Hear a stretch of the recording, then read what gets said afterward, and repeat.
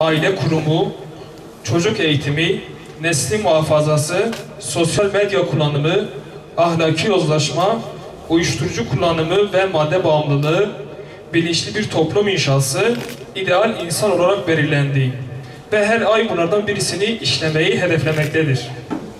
Memleket genelinde yapılan bu seminerler bu yüzdendir. Bismillahirrahmanirrahim.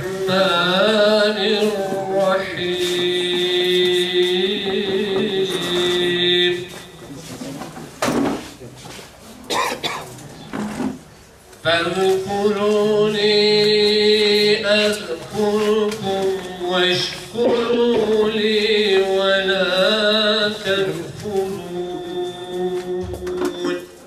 بل أحياء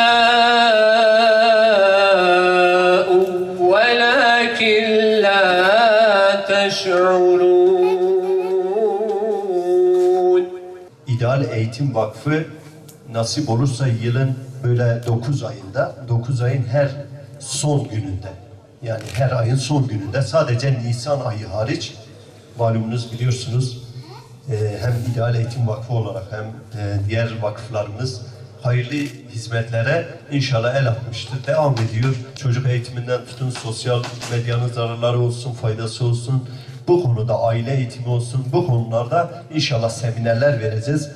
Dünya var, bu kadar büyük, kocaman evren içerisinde hiçbir şekilde görünmeyen, yani dünya evren içerisinde bir nokta, insan ise o nokta içerisinde artık düşünün nedir?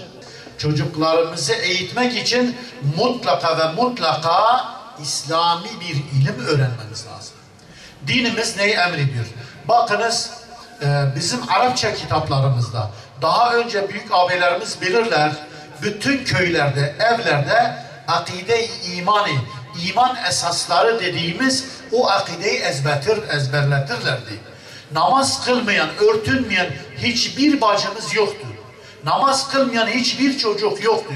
Kur'an-ı Kerim okumayan, hatmetmeyen hiç kimse yok idi. Çünkü o akideye sahip idiler. Öyle bir eğitim verilmişti ki o çocuk gittiği her yerde Allah'ı görüyordu. Her yerde Allah'ı hatırlıyordu. Hiçbir şekilde yalana, hileye, ondan sonra hırsızlığa, üçkağıtçılığa hiçbir şekilde yeltenmiyordu. Bizim babalarımız, bizim velilerimiz, bizim büyüklerimiz, daha doğrusu bizler bu görevimizi terk ettiğimiz için, çocuklarımızı başıboş bıraktığımız için, dünyanın işleri çoğaldı, artık dünya meşguliyetiyle uğraştığımız için çocuklarımızı ihmal ettik. Çocuklarımızı ihmal edince artık 6-7 yaşında okula başladılar. Okula gidince başka çevrelerle tanıştılar.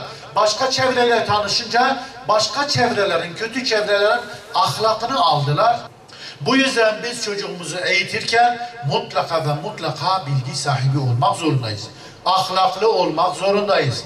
Ahlaksız bir adamın, bir annenin çocuğuna verecek hiçbir hediyesi yoktur, hiçbir terbiyesi yoktur. Bunu ilk başta bizim yaşamamız lazım.